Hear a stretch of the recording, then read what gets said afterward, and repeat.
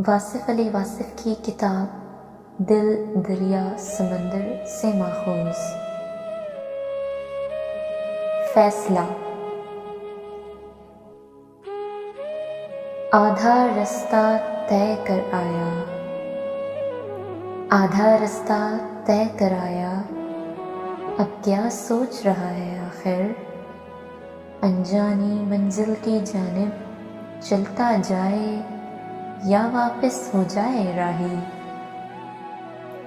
सोच के भी अंदाज अजब है, सोच के ही आगाज किया था।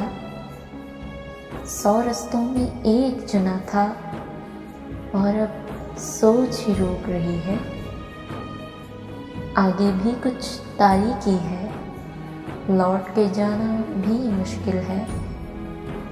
सोच का सूरज डूब रहा है, ऐसे राही की मंजिल है। आधा रास्ता, आधा रास्ता।